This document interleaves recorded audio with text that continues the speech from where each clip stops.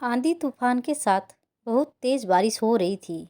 रात के लगभग 11 बजे डॉक्टर मीरा की गाड़ी के आगे अचानक एक बूढ़ी औरत आ जाती है और चोट लगने से बेहोश हो जाती है।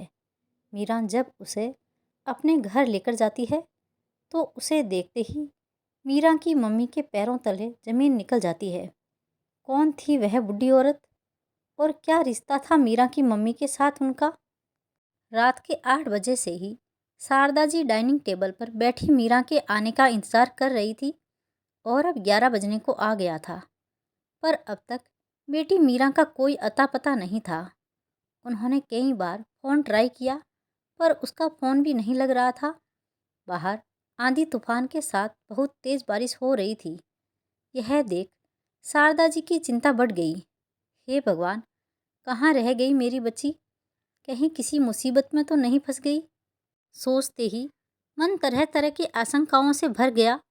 उन्होंने तुरंत जाकर ईश्वर के आगे हाथ जोड़ लिए। हे प्रभु, मेरी बच्ची का ख्याल रखना, उसे सही सलामत घर पहुंचा देना। प्रार्थना करते करते उनकी आंखों से आंसुओं की धार बह निकली।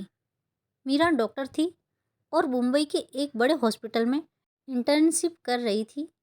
यूं तो हर रोज़ लगभग 10 बजे के आसपास घर आती थी, परंतु आज रविवार है और आज के दिन वह गरीब बस्ती में फ्री में इलाज करने जाती थी। वो रात के 8 बजे तक घर आ जाती थी, पर आज नहीं आई। अगर कभी देर हो जाती तो फ़ोन कर बता देती थी कि आने में समय लगेगा, पर आज तो ना उसने कुछ कहा और ना ही कोई फ़ोन आया। शारदा जी पूजा रूम से निकलकर एक बार फिर खिड़की से बाहर देखने लगी, परंतु बाहर तेज़ बारिश की वजह से कुछ दिखाई नहीं दे रहा था। उनकी घबराहट बढ़ती ही जा रही थी। उन्होंने एक बार फिर नंबर ट्राई किया और इस बार भी नहीं लगा। तब उन्होंने खुद को तसल्ली दी, आज बहुत तेज़ बारिश हो रही है, हो सकता है इसी वजह से कहीं अटक गई होगी। फिर भी इतना समय कहाँ लग गया, सोचकर उनकी धड़कनें तेज हो गई। पूरे ख्याल मन से जा नहीं रहे थे। वह ध्यान बटाने के लिए कमरे में ही इधर से उधर चलने लगी। तभी दरवाजे पर नॉक हुआ। दरवाज़ा खोला तो सामने मीरा थी। माँ कुछ बोलती उससे पहले ही मीरा ने तुरंत उन्हें हक कर लिया। माँ की बढ़ी हुई धड़कनें, उनकी घबराहट देखकर मीरा को समझते देर नहीं लगी। माँ से अलग होते हुए कहा, माँ क्यों इतना घबरा रही हैं? मैं ठीक हूँ। बोलते हुए मीरा अंदर आई और सोफे पर अपना बैग रख रेनकोट उतारने लगी। कहाँ रह गई थी अब तक? इतनी देर क्यों हुई? शारदा जी ने जरा गुस्से में कहा। मीरा अभी कुछ बोलती उससे पहले ही शारदा जी ने एक बार फिर कहा, देखो मैं फिर कहती हूँ, अब रविवार को काम करना बंद कर दो, घर पर ही रहो मेरे साथ। मेरे लिए भी थोड़ा समय निकालो, मैं भी अकेले परेशान हो जाती हूँ। माँ, आप इतना क्यों नाराज़ हो रही हैं? आज देर हुई पर किस लिए हुई, यह भी तो सुनो। और मैं यह काम क्यों छोड़ दूँ? आप जानती हैं ना, मुझे अच्छा लगता है बस्ती में जाना, उन्हें देखना। इससे मुझे कितना सुकून मिलता है, खुशी मिलती है। हाँ जानती हूँ, पर अब कोई ज़रूरत नहीं है। मैं तो कहती हूँ छोड़ दो लोगों की सेवा करना और यह पुण्य कमाना। कुछ नहीं होता इन सब से। बाहर लोगों की सेवा करो और घर में माँ अकेली पड़ी है, यह तुम्हें अच्छा लगता है? मम्मी बस ना, क्यों इतना नाराज़ हो रही हो? अब आगे से नहीं होगी और आज भी देर नहीं होती। अगर मैं ऐसे कैसे यकीन करूं कि आगे से देर नहीं होगी? क्यों यकीन करूं तुम पर? माँ, जब आप मेरी बात सुनेंगी तो आपको तुरंत यकीन हो जाएगा। फिर मुझे कुछ कहने की ज़रूरत नहीं होगी और आप खुद बोलेंगी, बेटा तुम बहुत अच्छा काम कर रही है, और मुझे घर पर बैठने के लिए बिल्कुल नहीं कहेंगी। सुनकर शारदा जी चुप रह गई। मैं फ्रेश होकर आती हूँ, फिर बताती हूँ। यह बोलकर मीरा फ्रेश होने चली गई। शारदा जी को भी बेटी पर पूरा भरोसा था, वह अब सामान्य रही। मीरा थाली लगाते हुए, पता है आज शाम को जैसे ही बादल घिरने लगे मैं तुरंत वहाँ से निकल गई। अभी कुछ ही दूर निकली थी कि तेज़ बारिश होने लगी। खाली सड़क पर मैं कार तेज़ी से भगा रही थी, तभी अचानक एक बूढ़ी औरत मेरी कार के सामने आ गई। पहले तो मुझे ऐसा लगा कि शायद वह कार के नीचे आ गई। फिर जब मैं बाहर आकर देखा तो वह नीचे गिरी थी और बेहोश हो चुकी थी। मैंने उन्हें मोबाइल की लाइट में देखा। उन्हें कहीं चोट तो नहीं आई थी, पर शायद डर के मारे वह बेहोश हो चुकी थी।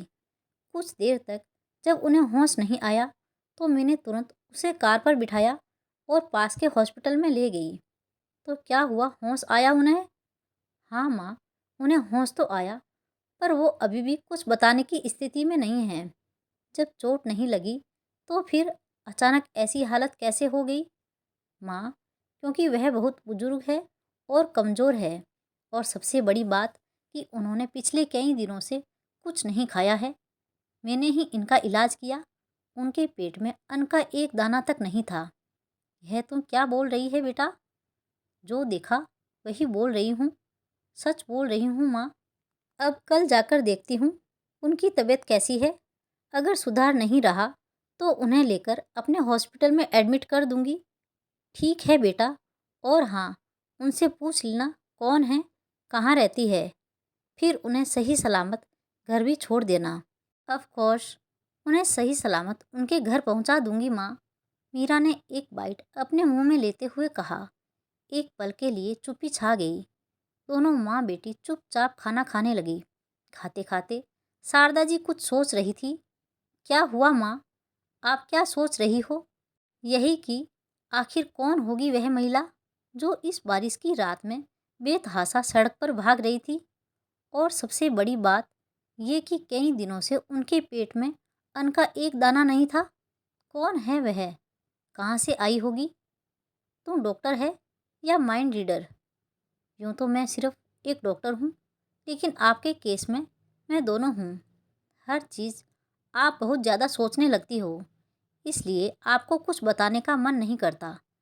अब कल उन्हें होश आ जाएगा तो पूछ लूँगी ना, और जहाँ उनका ठिकाना होगा वहाँ पहुँचा भी दूँगी। अब शांत रहिए। माँ फिर कुछ बोलने लगी, तब मीरा ने चुप करा दिया। बस माँ, अब टॉपिक चेंज करते हैं। अभी अभी आपने कहा कि हम दोनों को साथ में थोड़ा समय बिताना चाहिए, और अभी आप एक ही बात को पकड़ कर बैठी हैं। इतनी रात गए आई हूँ, आपने एक बार भी मेरे या मेरे काम के बारे में नहीं पूछा। कैसा रहा मेरा दिन? कैसे थे आज के पेशेंट? अरे मेरी बच्ची, यह सब तो मैं तुमसे रोज़ बातें करती हूँ, और यह तो रोज़ की टॉपिक। लेकिन आज तुमने जो कुछ कहा वह अलग और सोचने वाली बात है। बस इसलिए सोचने लगी। ठीक है, अब आप ज़्यादा मत सोचो। बारिश बहुत हो रही है, आपको सर्दी जुकाम बहुत जल्दी लगती है, तो मैं हल्दी वाला दूध बनाती हूँ, हम दोनों साथ में पियेंगे। बेटा, तुम जानती है ना, मुझे हल्दी वाला दूध पसंद नहीं, तो तुम पी लेना, मैं सादा दूध ही पी लेती हूँ ना। माँ, आपने जितनी देर में यह सब कहा उतनी देर के लिए मैं बहरी हो गई थी, तो मैंने कुछ नहीं सुना। हाँ, इससे पहले मैंने क्या कहा वह मुझे बराबर याद है। तो मैंने जो कहा आप करेंगी। तुम मेरी बेटी है, तुम्हें मेरी बातें माननी चाहिए, पर हर वक्त अपना रूल चलाती है मेरे ऊपर, और मुझे तुम्हारी बात माननी ही पड़ती है, क्योंकि और कोई ऑप्शन नहीं है माँ, तो माननी ही पड़ेगी। दोनों माँ बेटी बहस कर रही थी कि तभी मीरा का फ़ोन बजा। लो बात करो, आ गया आपकी लाडली बेटी का फ़ोन। अब मुझसे ज़्यादा अपनी बड़ी बेटी से नसीहतें सुनो। अरे, पहले ही तुम बड़बड़ करने लगी, फ़ोन तो उठा। हाँ बोलो दी। अरे, मैं क्या बोल रही हूँ? बहन संजना अभी अपनी बात पूरी करती उससे पहले ही मीरा ने कहा, यही कि बारिश बहुत हो रही है, माँ को जल्दी सर्दी लगती है, उनका ख्याल रखना, हल्दी दूध देती रहना, दवाई समय पर देना, वरना अपने मन से कभी लेगी नहीं। यही बोलने वाली थी ना आप? बहन हंसने लगी। अरे, मैं तो भूल ही जाती हूँ कि मेरी बहन डॉक्टर है, उसे कुछ भी बताने की ज़रूरत नहीं। दी, मैं तो सोच रही हूँ कुछ मेडिसिन आपके लिए भी लिख दूँ। कौन सी मेडिसिन और किस लिए बहन? मैं तो पूरी तरह ठीक हूँ। अरे दी, याददाश्त बढ़ाने वाली। दिन पर दिन आपकी याददाश्त कमज़ोर होती जा रही है ना, इसलिए। अच्छा, तो तुम मुझे भुलक्कड़ बोल रही हो? शुक्र है बहन कि तू सामने नहीं है, नहीं तो अच्छी खासी पीट जाती। वैसे ही जैसे बचपन में पीट देती थी, उससे भी खतरनाक। चलो चुप करो, अब मैं वह छोटी बच्ची नहीं रही कि आपसे पिट जाऊंगी, बोलकर दोनों बहनें हंसने लगी। अच्छा, लो माँ से बात करो। हाँ बोल बेटा, शारदा जी ने कहा। माँ, अपना ख्याल रखिएगा। अरे, मैं ठीक हूँ बेटा, और तेरी बहन जो है, मुझे कुछ होने देगी? तुम बता कैसी है? घर में सब कैसे हैं? बच्चे, दामाद जी? हाँ माँ, सब ठीक है, और आपको भी ठीक रहना ही होगा। आपके अलावा और हम बहनों का दुनिया में है ही कौन? अरे, मुझे कुछ नहीं होगा। ठीक है, अभी रात हो गई, फ़ोन रखो। मीरा को कल सुबह हॉस्पिटल भी जाना है। हाँ माँ, यह बोलकर दोनों ने फ़ोन रख दिया। इधर मीरा तब तक 2 गिलास हल्दी वाला दूध बनाकर ले आई। एक खुद के लिए और एक माँ की तरफ बढ़ा दिया। दोनों ने दूध पीते हुए 5-10 मिनट टीवी देखा, फिर अपने कमरे में सोने चली गई। सोते सोते शारदा जी ने एक बार फिर कहा, बेटा, कल जैसे ही बूढ़ी अम्मा को होश आए तो उनका नाम पता पूछना। मैं तो कहती हूँ कल मैं भी तुम्हारे साथ चलती हूँ ना, देख लूँगी उन्हें। माँ, मुझे लगता है आपको बताकर मैंने गलती कर दी। मुझे समझ में नहीं आता आप इतना इमोशनल क्यों हो रही हो? अरे, मैंने कहा ना, जैसे उनको होश आएगा मैं उनसे पूछकर वहाँ उनको सही सलामत छोड़ दूँगी। आपको मुझ पर यकीन नहीं हो रहा क्या? अगर ऐसा रहता तो मैं हॉस्पिटल लेकर जाती ही नहीं। अब चुपचाप सो जाओ, पूरी दुनिया के बारे में सोचने के लिए यहीं बैठी है। अब की बार मीरा ने कहा तो शारदा जी ब्लैंकेट ओढ़कर चुपचाप सो गई। बाहर अभी भी खूब तेज बारिश हो रही थी। मीरा अपने फ़ोन में व्यस्त हो गई। इधर शारदा जी कंबल के नीचे सोने की कोशिश तो कर रही थी, पर दिमाग में वह बुढ़ी अम्मा ही घूम रही थी। और सबसे बड़ी बात कि उनके दिमाग में बार बार एक ही बात आ रही थी कि पिछले कई दिनों से उनके पेट में अन्न का एक दाना भी नहीं था। यह बात उन्हें बार बार कचोट रही थी। हे प्रभु, जो भी है उसे अपने परिवार से, अपनों से मिला देना। शारदा जी मन ही मन भगवान से प्रार्थना करते हुए नींद के आगोश में समा गई। अगली सुबह मीरा के अस्पताल जाते समय एक बार फिर शारदा जी बोलने को हुई, लेकिन उससे पहले ही मीरा ने कहा, माँ, मुझे सब याद है, और हाँ, पहले मैं उन अम्मा से मिलती ही जाऊंगी। मैं भी चलूँ तुम्हारे संग? नहीं माँ, हॉस्पिटल क्यों जाओगी? ज़रूरत क्या है? आपकी भी तबीयत आजकल ठीक नहीं रहती है, तो मत जाओ। अगर आपको मिलना ही है तो मैं आपको उनके घर ले जाकर मिलवा दूंगी। बस, अब खुश? हाँ, यही ठीक रहेगा। मैं उनके घर जाकर ही मिल लूँगी। कुछ देर बाद मीरा रेडी हुई और कार में बैठकर हॉस्पिटल के लिए विदा हो गई। वहाँ पहुँचकर देखा बूढ़ी अम्मा को होश आ चुका था, लेकिन अभी भी वह अच्छी तरह से बोल नहीं पा रही थी। अम्मा, अब कैसा लग रहा है? अम्मा ने हाथ से इशारा किया कि अब अच्छा लग रहा है, ठीक हूँ। तब उन्हें उठाकर बिठाते हुए हल्का नाश्ता और जूस दिया। सॉरी अम्मा, कल रात आप मेरी कार के सामने गिर गई थी। इतनी तेज़ बारिश हो रही थी कि मैं आपको देख नहीं सकी। पर इतनी तेज़ बारिश में आप सड़क पर कहाँ भागी जा रही थी? अम्मा ने कुछ जवाब नहीं दिया। कल रात मैं ही आपको यहाँ पर लेकर आई। मुझे लगता है आप काफ़ी हद तक ठीक हो गई हैं और घर जा सकती हैं। तो बताइए आपका घर कहाँ है? मैं छोड़ देती हूँ। और हाँ, कुछ दवाइयाँ मैं दे रही हूँ, आप लेते रहिएगा। कमज़ोरी दूर हो जाएगी, आप तंदुरुस्त हो जाएंगी।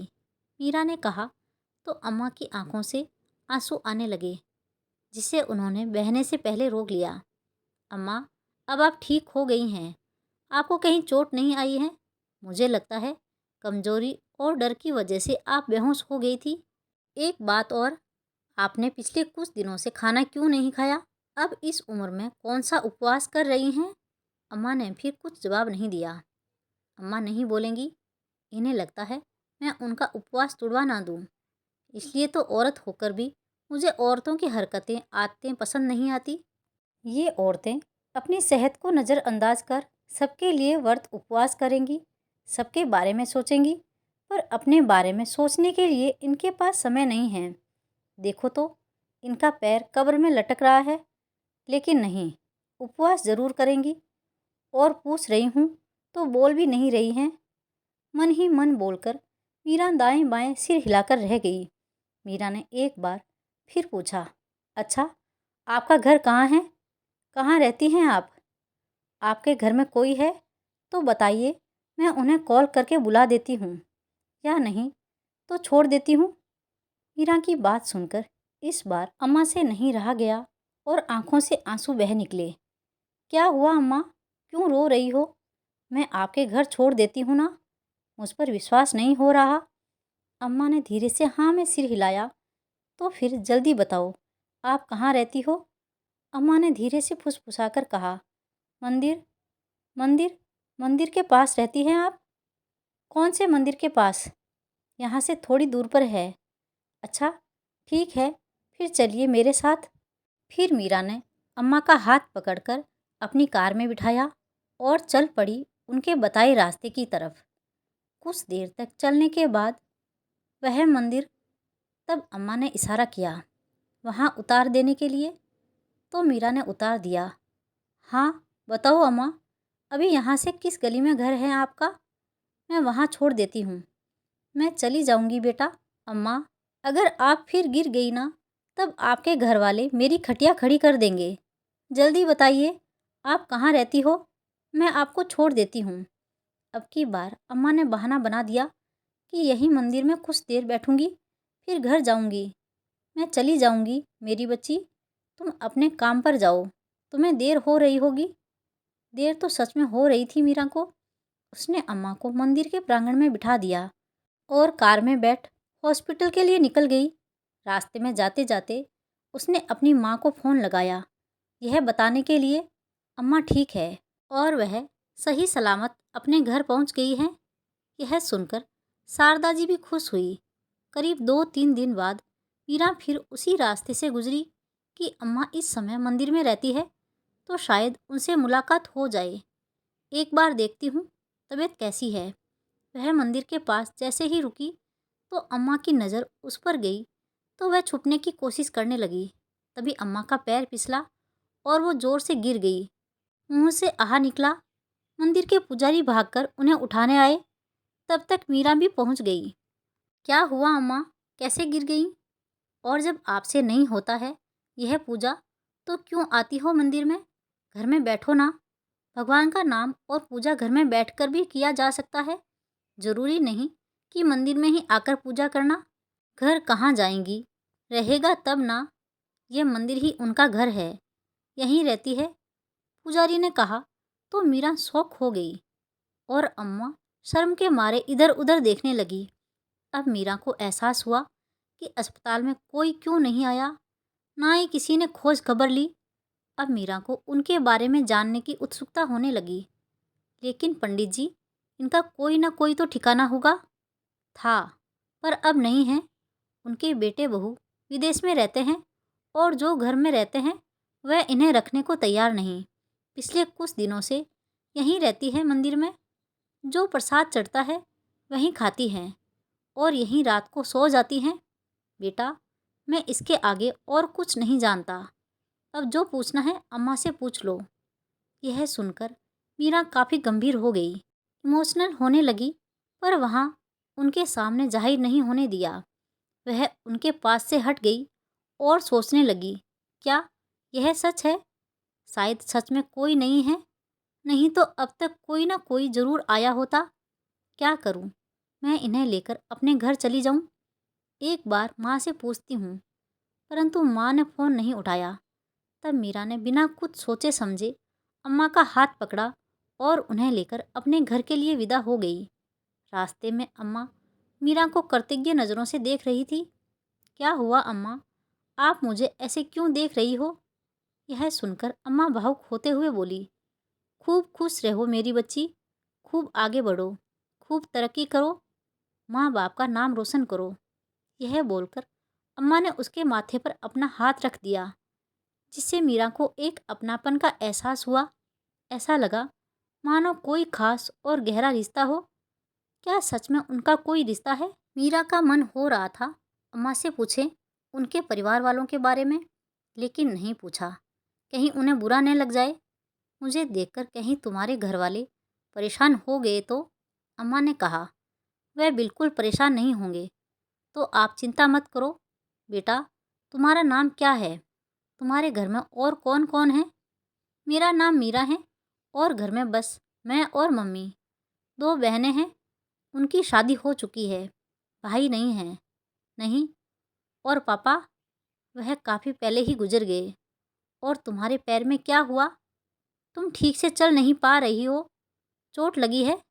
नहीं, पोलियो है। माँ कहती है मैं बहुत छोटी थी तभी मुझे पोलियो हो गया।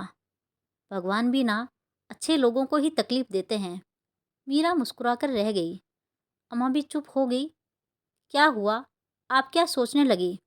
मतलब तुम्हारी मम्मी ने अकेले तुम तीनों बहनों को पाला और पढ़ाया लिखाया? हाँ अम्मा, मीरा ने मुस्कुराते हुए जवाब दिया। बहुत हिम्मत वाली जान पड़ती है तुम्हारी माँ। हाँ, वो तो है। कुछ इसी तरह बातें करते हुए रास्ता कट गया और मीरा घर पहुंच गई। अम्मा को लेकर घर पर गई तो दरवाजे पर ताला लगा हुआ था। माँ शायद बाहर कहीं घूमने निकल चुकी थी। उसने अपने पास रखी चाबी से दरवाज़ा खोला और अम्मा को बेड पर बैठने के लिए कहा। फिर रसोई में जाकर उनके लिए एक गिलास पानी लाई और चाय बनाने लगी। अम्मा ने चाय पीने से इनकार कर दिया तो मीरा ने उनके लिए नाश्ता ले आई। अम्मा ने नाश्ता किया और दवाई खाई तो उन्हें नींद आने लगी। मीरा गेस्ट रूम में ले गई और बेड पर सुला दिया। मीरा ने अस्पताल में कॉल कर दिया कि आज ज़रा आने में देर हो जाएगी। कुछ देर में अम्मा सो गई और मीरा बरामदे में बैठकर माँ के आने का इंतज़ार करने लगी। कुछ देर बाद जब शारदा जी आई और मीरा को घर में देखा तो आश्चर्य हुआ। क्या हुआ बेटा, तुम वापस आ गई? आज हॉस्पिटल नहीं गई? तबीयत तो ठीक है ना? हाँ माँ, मैं ठीक हूँ। तो फिर क्या हुआ? क्यों वापस आ गई? और आई तो मुझे फ़ोन क्यों नहीं किया? मीरा ने सारी बातें बता दी और यह भी कह दिया कि वह अम्मा को लेकर यहाँ आ गई है। यह सुनकर माँ ने कहा, बेटा, यहाँ लेकर आ गई वो तो ठीक है, लेकिन उनके घर में अगर कोई भी होगा तो वह कितना परेशान होंगे। नहीं माँ, कोई नहीं है उनके घर में। अकेली रहती हैं और वह भी मंदिर में। अगर कोई है भी उनके घर में तो अब तक कोई खोज खबर क्यों नहीं ली? ठीक है, कुछ दिन रहने दीजिए यहाँ पर। जब उनकी तबीयत ठीक हो जाएगी तब तक मैं देख लेती हूँ, पता कर लेती हूँ। कोई सच में है तो उनके घर में छोड़ दूँगी। क्या कहती हो आप? हाँ ठीक है बेटा, कोई बात नहीं। लेकिन अम्मा कहाँ हैं? वह अभी आराम कर रही है। पता है, रास्ते पर बहुत प्यार से बात करती आई है। मुझे तो ऐसा लग रहा था जैसे मेरा उनके साथ कोई पुराना रिश्ता हो। तुम्हें सबके साथ रिश्ता महसूस होने लगता है क्योंकि तुम अच्छी हो इसलिए, वरना आजकल का समय नहीं है बेटा। लोग अपनों से रिश्ता नहीं रखते और अनजान से तो बहुत दूर की बात है। हाँ, आपका कहना सही है। माँ, मैं अभी चलती हूँ। वह उठेंगी तो आप बातचीत कर लेना और कह देना कि मैं शाम को आ जाऊँगी। ठीक है बेटा, तुम जा, मैं देख लेती हूँ। मीरा जब चली गई तो शारदा जी ने दरवाज़ा खोलकर धीरे से उन बूढ़ी अम्मा को देखा। वह कंबल ओढ़कर सो रही थी तो उन्होंने जगाना ठीक नहीं समझा और दरवाज़ा बंद कर बाहर आ गई। कुछ देर तक इंतज़ार करने के बाद मन में सोचा, एक काम करती हूँ, उनके लिए कुछ हल्का फुल्का खाना बना देती हूँ। मैं भी खा लूँगी और इन्हें भी दे दूँगी। फिर वो रसोई में गई और झटपट खाना बनाने लगी। कुछ देर में खाना बन गया लेकिन अम्मा अब तक नहीं उठी तो शारदा जी ने सोचा, जाकर उन्हें उठा देती हूँ। हो सकता है अनजान जगह हो तो वह कमरे से बाहर नहीं निकले। उठेंगी, खाना खाएंगी, फिर उन्हें अच्छा लगेगा। हो सकता है हमारी बातचीत भी हो जाए। मन में सोचते हुए वह दरवाज़ा खोलकर अंदर गई और धीरे से कंबल हटाकर कहा, अम्मा उठ जाइए, खाना खा लीजिए। अम्मा कुछ जवाब देती उससे पहले ही शारदा जी ने फिर कहा, अम्मा उठिए, मैं मीरा की माँ हूँ। आप ठीक हैं? उठिए, खाना खा लीजिए। यह बोलकर शारदा जी ने कंबल हटा दिया। फिर उनकी बाह पकड़कर जैसे ही उन्हें उठाकर बिठाया कि अम्मा का चेहरा देखते ही उनके पैरों तले जमीन खिसक गई। मुंह खुला का खुला रह गया, आंखें फटी रह गई। कुछ यही हाल बुढ़ी अम्मा का भी था। अम्मा कुछ बोलने को हुई, लेकिन आवाज़ मुंह में गई और बोल न सकी। इधर शारदा जी की आंखों में झरझर आंसू बहने लगे। माँ जी, आप इस हालत में कैसे? क्या हुआ? घर में बाकी सब कैसे हैं? कहाँ हैं वे? शारदा जी की बात सुनते ही अम्मा जी की आंखों में झरझर आंसू बहने लगे। फूट फूट कर रोने लगी। वह बुढ़ी अम्मा कोई और नहीं, शारदा जी की सास थी, कमला जी। कमला जी सिसकने लगी। क्या हुआ माँ जी? बताइए, आप क्यों रो रही हैं? बहू, तुम्हारी बद्दुआ रंग लाई। सब तुम्हारी बद्दुआओं का फल है। तुम्हारे साथ जो हमने किया उसका फल भगवान ने मुझे जीते जी दे दिया। यह आप क्या कह रही हैं माँ जी? क्या हुआ? साफ साफ बताइए। क्या कहूँ बहू, और कितना कहूँ? सब ने मुझे घर से निकाल फेंक दिया। कोई रखना नहीं चाहता। सही कहते हैं लोग, अपना किया धरा हमें इसी जन्म में भोगना पड़ता है। जिस बेटे बहू के लिए सब कुछ किया, सही गलत कुछ नहीं सोचा, उसी ने मिलकर मेरा यह हाल कर दिया। यह बोलकर अम्मा की आंखों से आंसू बहने लगे। वहीं शारदा जी की आंखों के सामने पुरानी यादें ताज़ा हो गई, तस्वीर की भांति एक एक कर आने लगी। शारदा जी की अभी अभी नई नई शादी हुई थी। उनके पति मनोहर बाबू सरकारी स्कूल में टीचर थे। 3 जेठानी देवरानी में वह सबसे छोटी बहू थी और गरीब परिवार से आई थी। बाकी इनकी दोनों जेठानी काफ़ी अमीर परिवार से थी। तो सास इस बात के लिए हमेशा ताना देती कि पता नहीं किसी गरीब फकीर खानदान से आ गई है। शारदा जी कभी विरोध करती तो जो दोनों जेठानी सास को सह देने लगती और तब तीनों मिलकर खूब शारदा जी को खरी खरी सुनाते। कभी तीज त्योहार में दोनों जेठानी के मायके से खूब सारा सामान आता है, वहीं शारदा जी के मायके से थोड़े बहुत आते, कभी नहीं आते, तो इस बात के लिए भी उसे खूब सुनाया जाता। कितनी बार शारदा जी विरोध करना चाहती, पर पति मना कर देते कि माँ के सामने मत बोलो, और शारदा जी मन मसोस कर रह जाती। उसे याद है, जब पहली बेटी हुई तो सासू माँ ने कैसे मुंह बना लिया। पोते का इंतज़ार कर रही थी, पोती हो गई। अरे, इसे तो मायके का लक्षण लग गया। मेरे खानदान में तो सबको पहले बेटा ही होता है, यहाँ तक कि जानवर को भी, और इसे बेटी हो गई। तब शारदा जी को खूब रोना आया, लेकिन फिर वह भी सहन कर लिया। लेकिन जब दूसरी बेटी हुई, तब तो मानो दुख का पहाड़ टूट पड़ा। शारदा जी के खाने पीने में तो दिक्कत करती ही, ऊपर से बेटे को भड़काने लगी। इस बहू से पोता नहीं होगा मुझे, तुम दूसरी शादी कर लो। अब तो जेठानी भी ताना मारने लगी कि तुम्हें बेटा नहीं है, तुम निपुत्र हो। शारदा जी कभी अपने पति से यह बातें सब कहती तो हंसकर कहते, जिसे जो कहना है कहने दो, मैं तुम्हारे साथ हूँ ना, तो और क्या चाहिए। तब शारदा जी खुश हो जाती, संतोष कर लेती। तब दोनों पति पत्नी सोच रहे थे कि अब बच्चा नहीं लेंगे तो बेटी ही काफ़ी है। लेकिन ससुराल वालों के साथ मायके वालों का भी दबाव पड़ा, तो उन्होंने तीसरा बच्चा लिया, और भगवान को यही मंजूर था। तीसरी भी बेटी हो गई। तब तो सासू माँ ने बच्चे सहित उसे घर से निकाल मायके भेज दिया। तू अलच्छी है, अभागी है, खाली बेटी जनेगी। तब तो मेरे बेटे का वंश कैसे बढ़ेगा, खानदान कैसे बढ़ेगा। जा तू निकल जा, और अपने बेटे पर दूसरी शादी के लिए दबाव डालने लगी। तब बेटा मुस्कुराकर रह जाता। क्या हो गया है माँ, बेटा और बेटी में आजकल कोई फ़र्क नहीं है। लेकिन माँ कहाँ समझती, उन्हें तो पोता चाहिए। रात दिन रट लगाई बैठी रहती। एक शाम बहुत तेज बारिश हो रही थी। शारदा जी के पति काम से बाहर गए थे। घर लौटते समय बारिश की वजह से उनका एक्सीडेंट हो गया और वहीं उनकी मृत्यु हो गई। शारदा जी पर दुख का पहाड़ टूट पड़ा। क्या करूं, क्या नहीं, समझ में नहीं आ रहा था। लेकिन पति की सरकारी नौकरी थी, तो अनुकंपा पर उन्हें शिक्षक की नौकरी मिल गई। परंतु ससुराल वाले चाहते थे कि यह नौकरी उनके दोनों जेठ में से किसी को मिले। पर शारदा जी ने जिद करके कहा कि मुझे 3 बच्चे हैं, तो अपने बच्चों को लालन पालन कैसे करूँगी? इसलिए नौकरी मैं ही करूँगी। और जिद करके नौकरी कर ली। इस गुस्से में दोनों जेठ जेठानी ने सास को खूब चढ़ाया, उल्टा सीधा सिखाया और शारदा जी को घर से निकलने पर मजबूर कर दिया। शारदा जी रोती बिलखती रह गई। मैं 3 बच्चों को लेकर कहाँ जाऊंगी? मायके में भी कोई आसरा नहीं है। मुझे कुछ नहीं तो रहने के लिए एक घर दे दीजिए। लेकिन किसी ने एक नहीं सुनी।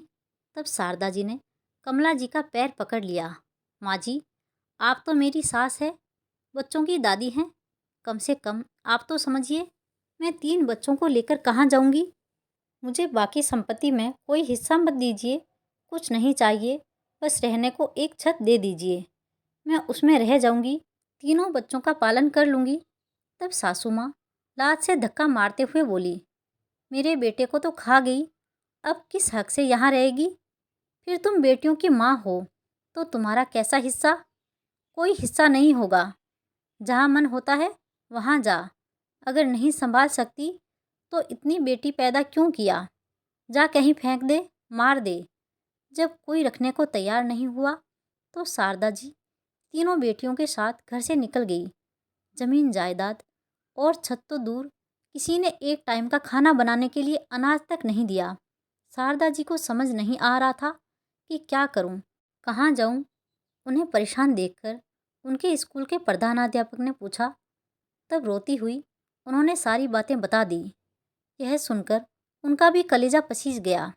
कोई बात नहीं, आप कुछ दिनों तक स्कूल में ही रह जाइए। जब घर की व्यवस्था हो जाए तब आप यहाँ से चले जाइएगा। तब शारदा जी तीनों बेटियों को लेकर इस स्कूल में रहने लगी जिसमें वह पढ़ाती थी। इसी बीच छोटी बेटी की तबीयत खराब हो गई और जब डॉक्टर के पास ले गए तो पता चला उसके पैर में पोलिया हो गया है। काफ़ी इलाज कराया, आराम तो हुआ लेकिन पूरी तरह ठीक नहीं हुआ, जिस वजह से वह ठीक से चल नहीं पाती है। स्कूल में वह अच्छे से रहने लगी, लेकिन यह बात बाकी लोगों को और शिक्षकों को पसंद नहीं आया। वह शारदा जी और प्रधाना अध्यापक को लेकर खिल्ली उड़ाने लगे, मजाक बनाने लगे। उस दिन उन्हें समझ में आया, सिर्फ औरत ही औरत की दुश्मन नहीं होती, मर्द भी बड़े दुश्मन होते हैं। अपने चरित्र पर उंगली उठते देखा तो उन्होंने एक छोटी सी झोंपड़ी किराए पर ली और उसमें रहने लगी। फिर धीरे धीरे उन्होंने घर का सामान जुटाया और ज़मीन लेकर घर बनाया। तीनों बेटियां काफ़ी होशियार, समझदार और पढ़ने में तेज़ तर्रार थी। पढ़ाई पूरी होते ही शारदा जी ने दोनों बेटियों की शादी बिना किसी दहेज के हो गई। लेकिन छोटी बेटी पोलियो की वजह से दिव्यांग थी, इसलिए अब शारदा जी को बहुत चिंता होने लगी कि इसकी शादी कैसे होगी। तब मीरा ने कहा, माँ, आप मेरी शादी की चिंता मत करो, मुझे पढ़ने दो। मुझे डॉक्टर बनना है, पहले पढ़ाई कर लूँगी, अपने पैरों पर खड़ी हो जाऊँगी, फिर शादी बाद में देखेंगे। तब शारदा जी बोली, मैं प्राइमरी स्कूल की शिक्षिका हूँ, कहाँ से इतना पैसा लाऊंगी जो तुम्हें डॉक्टरी की पढ़ाई करा दूँ। लेकिन कहते हैं ना, जहाँ चाहा वहाँ रहा। वही हुआ। बहुत हद तक तो उसकी मदद उसके बहन बहनों ने किया और बाकी मेडिकल कॉलेज में उसकी फ़ीस माफ़ हो गई। जो प्रोफेसर उसे पढ़ाते थे उन्होंने बिना फीस लिए ही मीरा को पढ़ाया। शारदा जी ने कई बार पूछा भी फीस के बारे में, तब वह प्रोफेसर कहते, मीरा बिटिया को डॉक्टर बनने दीजिए, फिर सारी फीस उसी से ले लूँगा मैं। मीरा ने भी बहुत मन लगाकर पढ़ाई की और आज वह डॉक्टर बन गई। इधर शारदा जी भी सब कुछ भूलकर अपने बच्चों में घुल मिल गई। अब ससुराल और सास की बातें याद नहीं करती। उन लोगों ने कभी नहीं बुलाया और ना ही शारदा जी कभी गई। लेकिन मीरा जब कल बूढ़ी अम्मा का नाम लिया तभी से शारदा जी का मन विचलित हो रहा था कि आखिर कौन है वह अम्मा। क्या अम्मा सच कह रही है? दोनों बेटे बहू ने सच में भगा दिया, इन्हें निकाल दिया? ऐसा कैसे कर सकते हैं, वो भी तब जब इतनी बुजुर्ग हो चुकी है। क्या सोच रही हो बहू? मेरी बातों पर विश्वास नहीं हो रहा तुम्हें? कैसे होगा? मैंने तुम्हें इतनी तकलीफ़ें, इतना दुख दिया है तो कैसे यकीन करोगी? यह सुनकर शारदा जी वर्तमान में लौटी। नहीं अम्मा, मैं सुन रही हूँ और विश्वास भी हो रहा है, पर उन्होंने ऐसा क्यों किया? क्या बताऊँ बहू, तुम्हारे घर से जाने के बाद कुछ दिन तक सब ठीक ठाक रहा। फिर दोनों भाई आपस में बंटवारा करने के लिए झगड़ा करने लगे। मैं जब उन दोनों को समझाने लगी तब वह दोनों मुझसे लड़ने लगे। अंत में मैंने सारी संपत्ति को दोनों में बराबर कर दिया।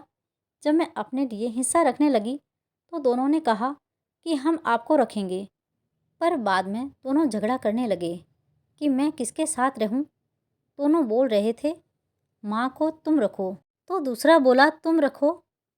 फिर 6-6 महीना करके दोनों मुझे रखने को तैयार हो गए। मैं जिसके भी साथ रहती वो बहू मुझसे नौकरों की तरह व्यवहार करती, घर का सारा काम करवाती और खाना माप कर देती, वह भी समय से नहीं।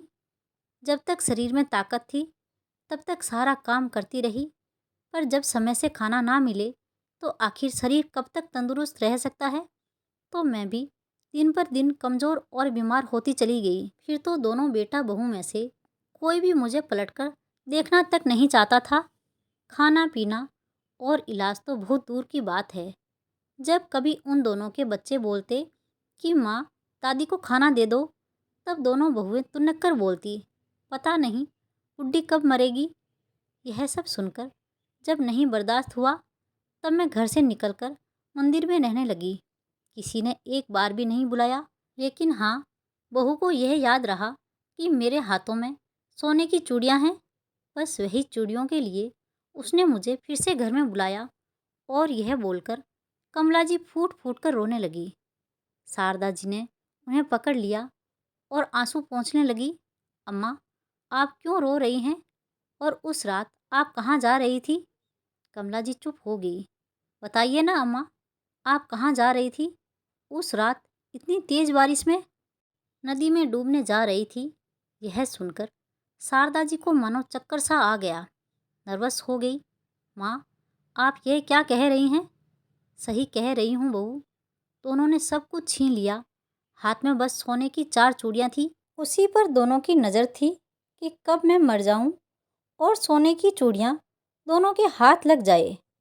लेकिन जब मैंने नहीं दी तो इसी गुस्से में पिछले 4 दिनों से दोनों ने मुझे कुछ खाना नहीं दिया। पानी भी पीकर मैं कब तक खड़ी रहती। जब नहीं बर्दाश्त हुआ तब उस रात तेज बरसात में मैं घर से निकल गई। लेकिन देखो, भगवान को कुछ और मंजूर था। उन्होंने मुझे मरने नहीं दिया और मेरी पोती को भेज दिया। उसने मुझे बचा लिया। बहू, मैंने जिस पोती को इतना दुख दिया, इतनी बद्दुआ दी, उसी पोती ने जान बचा ली मेरी। जिसके लिए इतना पाप किया, इतना सब कुछ किया, उसने तो पलटकर देखा तक नहीं कि मैं मर गई या जिंदा हूँ।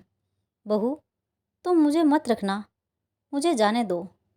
मैं अब ठीक हूँ, कहीं काम करके अपना पेट पाल लूँगी, लेकिन मैं तेरे साथ नहीं रहूँगी। क्यों माँ, आप ऐसा क्यों बोल रही हैं? क्यों नहीं रहेंगी? क्या कमी है यहाँ पर? और कहाँ जाएंगी अब? बात कोई कमी की नहीं है बहू, लेकिन किस मुंह से रहूं? इसी मुंह से मैंने तुझे कितनी गालियां दी, कितने अपशब्द कहे, कितनी बद्दुआएं दी, इसलिए नहीं रह सकती। शर्म आ रही है मुझे। इसमें शर्म की कोई बात नहीं है दादी। आप मेरी दादी हैं और आप यहाँ से कहीं नहीं जा रही हैं, यह मैं बोल रही हूँ। पीछे से आते हुए मीरा ने कहा। दादी शब्द सुनते ही कमला जी फूट फूट कर रोने लगी। तुम्हें पता चल गया मेरी बच्ची, मैं तुम्हारी दादी हूँ। हाँ दादी, मैंने सब बातें सुन ली है। और हाँ, पीछे जो कुछ भी हुआ मैंने नहीं देखा, लेकिन आज जो सामने मेरी दादी बैठी हैं वह बहुत अच्छी हैं और मुझे दादी की ज़रूरत है। मैं वर्षों से माँ के साथ रह रहकर बोर हो गई हूँ। मैंने कितनी बार माँ से पूछा मेरे दादा दादी कहाँ हैं, लेकिन माँ ने कभी कुछ बताया नहीं। अब जब आप यहाँ आ गई हैं तो यहाँ से कहीं नहीं जाएंगे। मैं नहीं जाने दूँगी। आप हमारे साथ यहीं रहेंगी, समझी? अगर नहीं समझेंगी, जिद करेंगी, तो आप जानती है ना मैं डॉक्टर हूँ, मोटे मोटे इंजेक्शन लगा दूँगी। पोती मीरा की बात सुनकर कमला जी रोते रोते हंस पड़ी और मीरा को गले से लगाते हुए बोली, अरे मेरी बच्ची, माफ़ कर दे अपनी दादी को। मैं तो यहाँ तुम लोगों के साथ रहने के लायक नहीं हूँ, लेकिन तुम बोल रही है तो मैं रहूँगी। अब मेरे पास तुम दोनों को देने के लिए कुछ नहीं है, लेकिन हाँ, यह सोने की 4 चूड़ियाँ हैं, तुम रख लो बेटा, और जितना आशीर्वाद होगा मैं सब तेरे लिए करूँगी। दादी, एक बात कहूँ, आपकी बद्दुआ हमें नहीं लगी, वह तो दुआ में बदल गई। देखो मैं कितनी खुश हूँ, और पता है आपको मैं कितनी बड़ी डॉक्टर हो गई हूँ। तो यह चूड़ियाँ अभी आप ही पहनिए, हमारे लिए आपका आशीर्वाद ही काफ़ी है।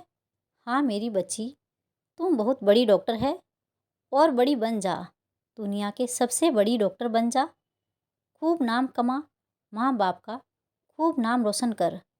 तुम्हें मेरी तरफ से बहुत सारा प्यार, बहुत सारा आशीर्वाद। यह सुनकर मीरा दादी से लिपट गई और माँ को इशारा किया तो शारदा जी भी पुरानी सारी बातें भूलकर सास के गले से लिपट गई। तभी पीछे से आवाज़ आई, और मीरा बिटिया, मेरी फीस कहाँ है? याद है ना, मैंने तुम्हें कहा था कि जब तुम डॉक्टर बन जाओगी, कमाने लगोगी, तब मैं तुमसे तुम्हारी फीस ले लूँगा। सबने पीछे मुड़कर देखा तो वही प्रोफेसर थे जिन्होंने मीरा को बिना फीस लिए पढ़ाया था। शारदा जी और मीरा उठकर खड़ी हो गई और नमस्ते किया। सर आप यहाँ आइए, बैठिए ना। मैं बैठूंगा ज़रूर, पर मुझे मेरी फ़ीस पहले दोगे कि नहीं, ये जवाब दो। जी सर, आपकी जो फीस बनती है वह मैं सब देने को तैयार हूँ। आप बताइए क्या फ़ीस है? पक्का शारदा जी, सच बोल रही हैं ना आप? मुझे फ़ीस मिलेगी ना?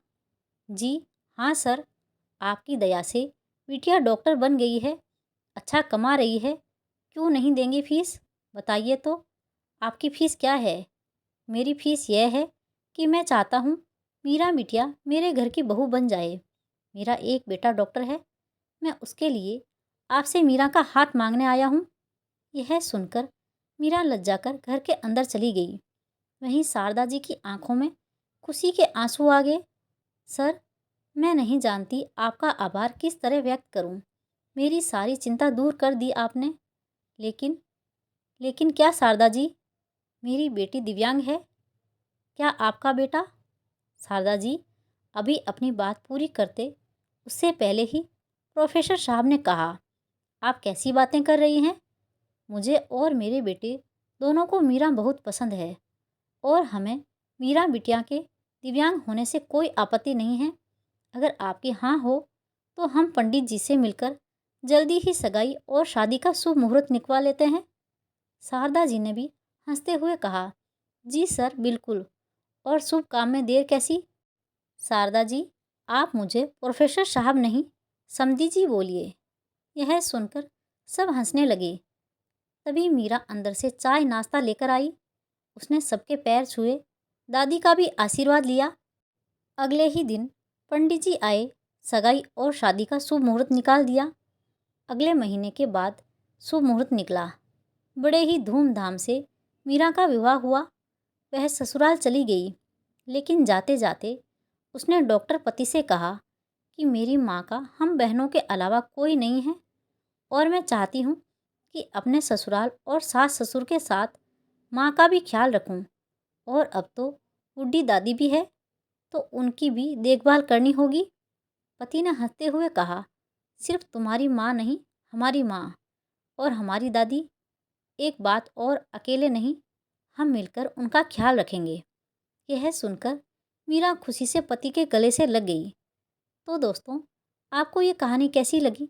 कमेंट बॉक्स में अपनी राय ज़रूर दीजिएगा, और कहानी अच्छी लगी हो तो वीडियो को लाइक, शेयर और सब्सक्राइब करना ना भूलें। मिलते हैं एक और नई कहानी के साथ। बहुत बहुत धन्यवाद।